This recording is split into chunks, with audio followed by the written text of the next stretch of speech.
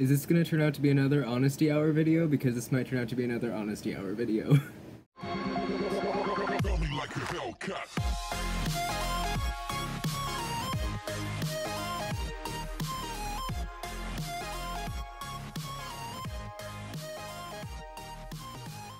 Welcome back, goblins. So, as you all know, it is the summertime. And coincidentally, a lot of our, memory recoverings and things like that, it usually happens around spring. I don't know if that holds any significance, but it might. But yeah, so along with all this trauma recovery and, changes of times and moving back to Dad's house for the summer, we've had a lot of system developments. We've had a lot of really interesting things happening, and a lot of dots that are connecting in our mind. So we kind of realize, this thing in the past, this was certainly trauma. Like, for example, how we used to think of cigarette smoke as a comfort thing. But that was during the time when we were kids and our dad would take us out to, an afternoon in Portland or, to an amusement park or whatever. There was a local tiny one called Oaks Park, and it was pretty sweet. But times with Dad meant times away from Mom. And during that time, Mom was not the lovely person she is now. She used to be a lot harsher. She used to have a lot of, really odd mood swings, and she was generally fairly unstable. Though that might be because she was in a relationship with my dad. I hope he doesn't ever watch my channel.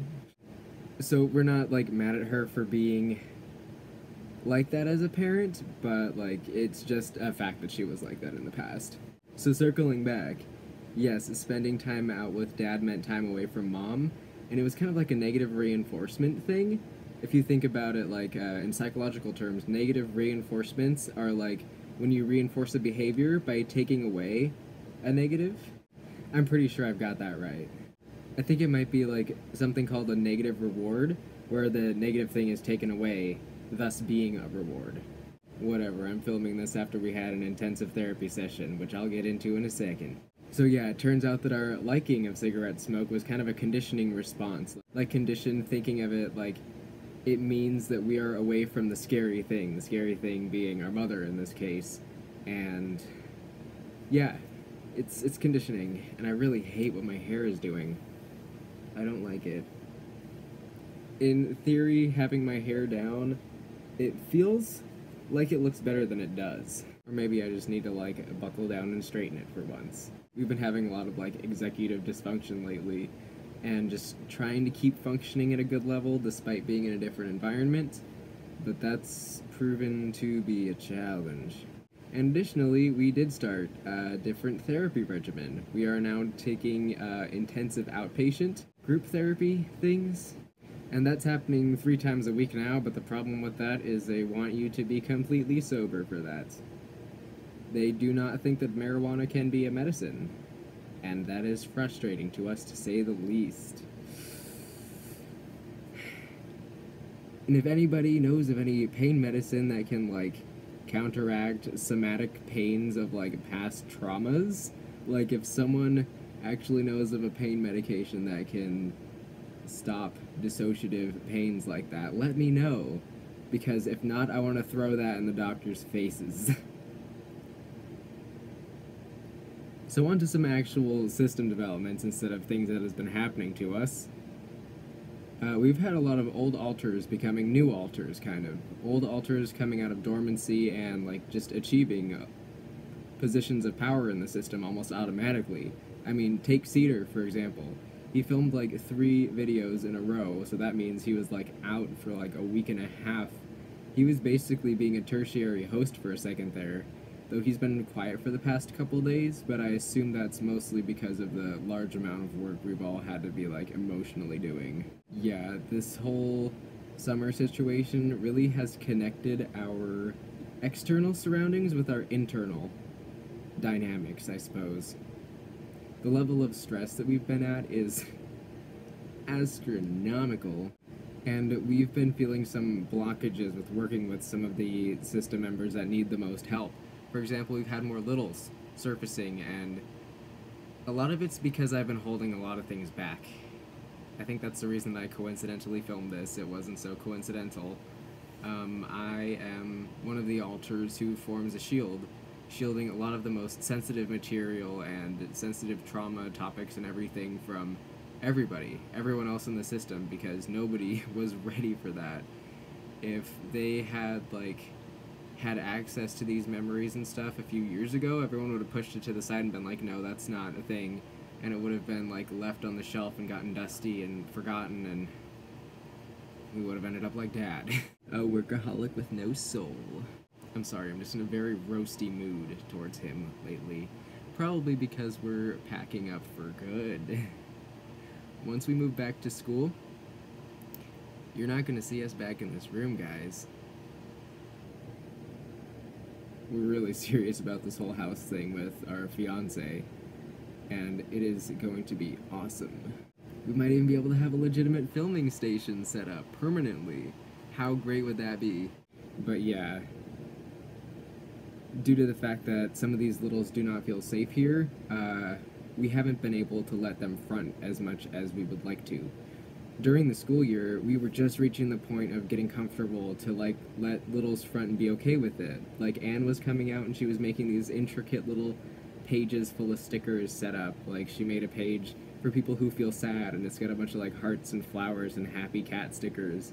And then a page if you need to feel powerful, and it's got stickers of like airplanes and a penguin holding a key and gemstones, and I think a picture of a wolf because wolves are tough. She's sweet, really funny, really great child, but she doesn't feel safe here. Like, she was crying one morning and she kept saying things like, children shouldn't feel scared of their parents, like, kids shouldn't be afraid of their parents. And that was just really hit home, and we were like, shit.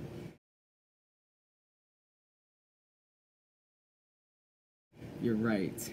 Kids shouldn't be afraid of their parents. Kids should not be afraid of their parents. But that's where we are right now. We kind of are afraid of our dad, admittedly. And I know that letting that fear be known just gives that more strength and it spirals, but we've been trying to remain tough, but that's been kind of helpful because we have actually had an alter who is a lot stronger and have more willpower come to the front again. Sphinx. I don't know if we've mentioned him before, because he has been laying hella low. Like, really low.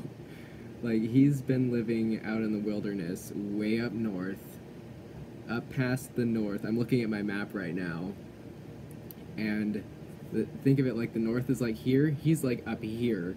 Everybody else is like down here. He's way the heck away from everything else. He just wants to be a hermit and live with a bunch of birds. He loves birds. But he came back out of dormancy, and despite him having hated the system previously, like he legitimately hated the rest of the system a few years ago and just didn't want to associate with any of us because he didn't like us. Rude, right? How could he not? But he's come back, and he's also brought with him a bigger sense of willpower and more, like, strength than a lot of us have been able to muster up in the past few weeks, and honestly, we really appreciate his presence. Like, he's teaching us to stand our ground and be firm, but then he's, like, nice nowadays. He used to be really rude to everyone, but now he's kind of showing approval.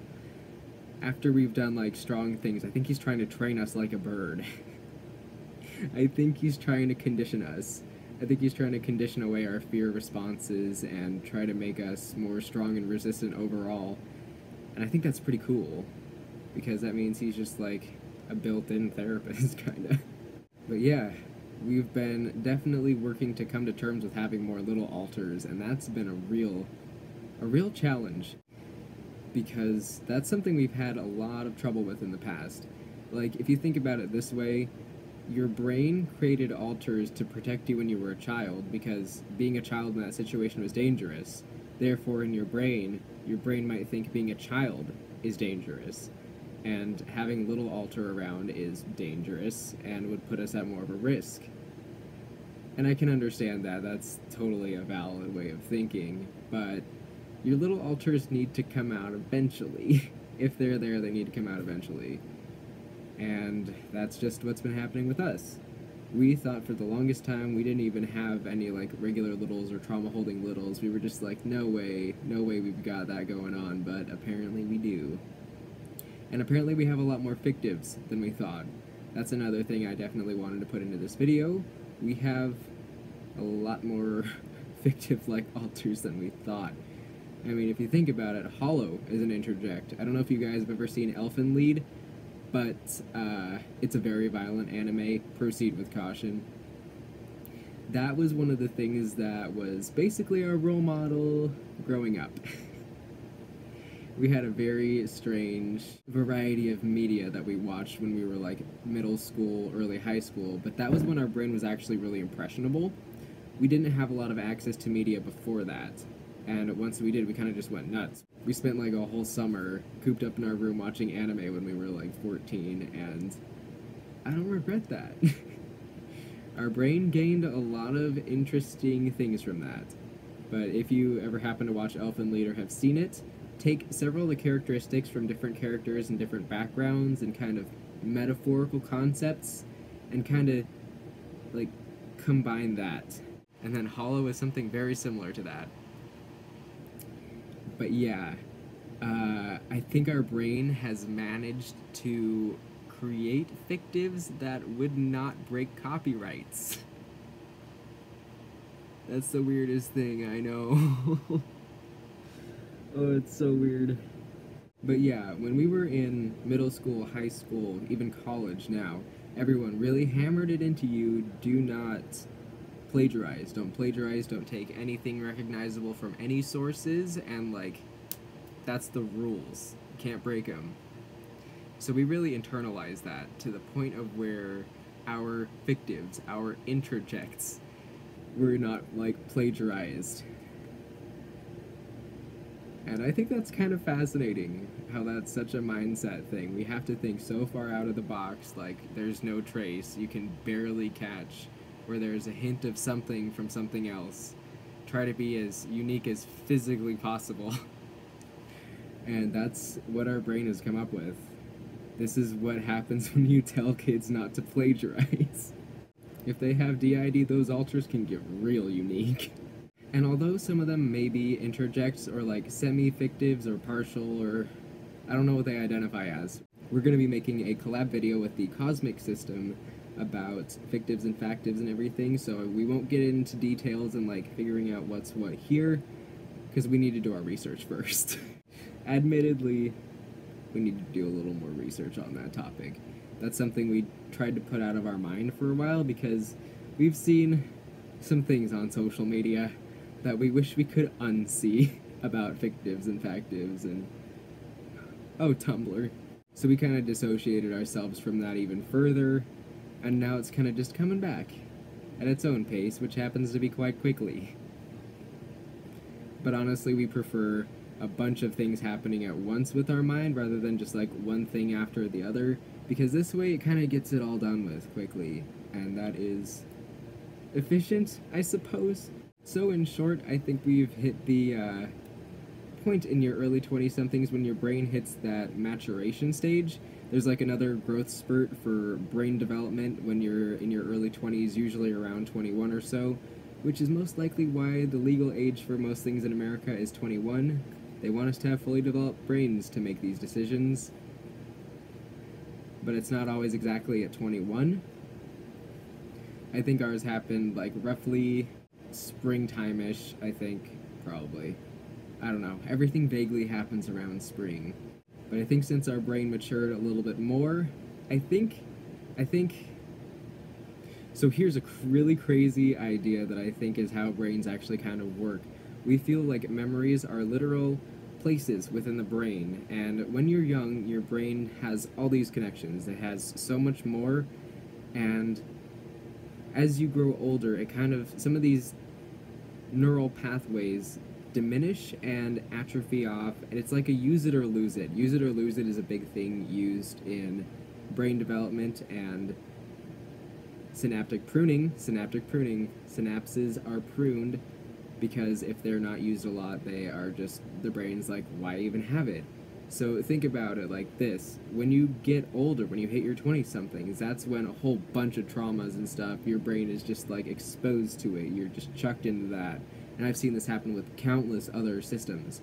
And I think that has something to do with the brain development, because some of these memories were locked up in literal places in the brain, and as this other growth spurt is happening, it reaches those places where the synapses had like withered away, and it's a literal physical thing. This is just a theory that I have, and a lot of us share this sentiment, and I think it might be something worth looking into, because wouldn't that just be awesome? If you had like physical, like real memories, and you're literally grasping and reaching them, it just makes me feel warm and fuzzy inside to think about it like that. It makes me feel so much more tangible, I guess.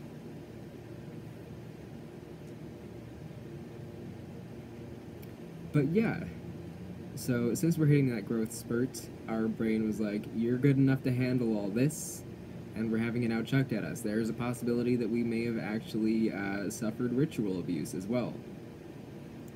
Yeah. So that's kind of why you might see some like triangles and like Illuminati eyes around, because that's our way of kind of coming to terms with that. That's our way of reclaiming it and being like, yeah, so what? It's a cool aesthetic, deal with it. Plus, we don't want to live in fear of something like that. Like, I know that Alan's already a conspiracy dude who basically lives in a cave, but I don't want the rest of us to become like that, in fear of the Illuminati forever. Luckily, there's another person with DID in the area who actually has a lot of experience with ritual abuse themselves. I mean, that's not lucky that that happened to them. No, that's not what I meant. I meant that it's lucky that we live in such a close proximity with someone with a lot of other knowledge. We don't have a lot of knowledge about that stuff, and trying to search for it on the internet is really sketchy. You never know what you're going to run into on Tumblr, and sometimes it could just get really bad really fast. So having a person in real life that I can talk to someone's face is like super awesome. Because I don't know what it is, it's just so much easier for us to talk to someone face to face in comparison to on like Messenger. Like even our real life friends will ghost their messages for weeks and then show up to their place to hang out or whatever, and then just talk to them about the things that they sent us because we didn't want to type back. Oh man. I think that might be a dissociative thing. If it's not on the physical realm, it doesn't really exist. That makes sense. Makes a lot of sense. So I think I've covered most of the things. Old altars, which are becoming new altars, possible ritual abuse, new therapy, and housing situations. We're figuring out how much it'd cost to like live in a house, and we're only gonna have to like work weekends to afford rent. It's gonna be amazing, and we'll have a freaking place that's not here. I can't wait for that. That's gonna be really nice. Oh, and something I thought I should mention, you guys might have seen throughout this video, it might have looked like we switched. It might have looked like my mannerisms and speaking patterns and vernaculars changed multiple times, and it has. That's just me. So, my system role is like a shield, but it's also like a signal jammer. Since I'm so erratic and since my behavior changes so much, people can't really lock onto it in the system. I was the one who kept Parsifal under lock and key for so long, and the only reason I was able to do that was because I was never consistent. He could never figure out a method of like trying to hurt me to get me to move away that would actually work, because I was unpredictable. And in my case, unpredictable alter just means you don't know what words I'm gonna say next. I could be talking like funny, goofy, and very serious the next. That's just me. And I mean, I'm not gonna be like a jerk suddenly or anything. It just means that my mannerisms change, and there's good reason for that. So yeah, that's a little bit of clarifying for me personally. And yes, it turns out that I think we did split off more during our initial first trauma, and we were pretty sure we're pretty sure that there was only like one incident. Should I just say, long story short, our uncle sexually assaulted us and call it good? Beating around the bush is a pain in the ass.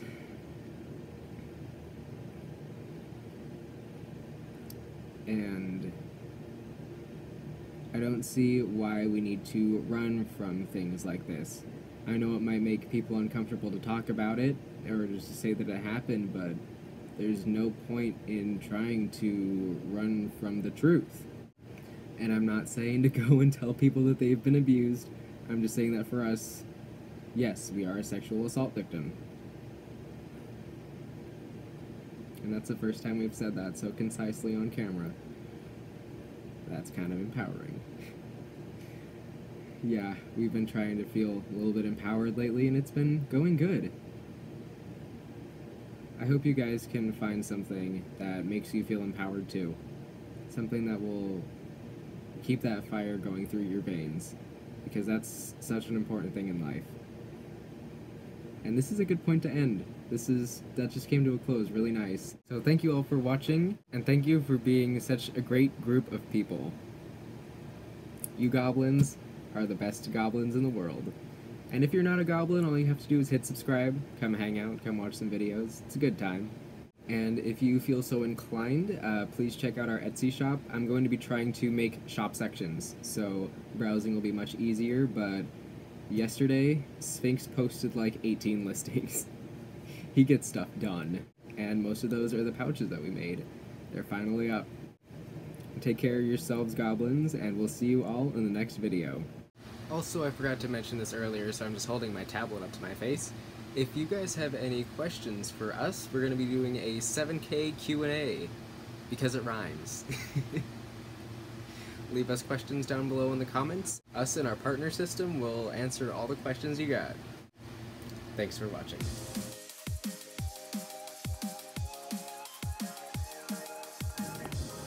We finally took down the narwhal balloon. We're free. The balloons are over.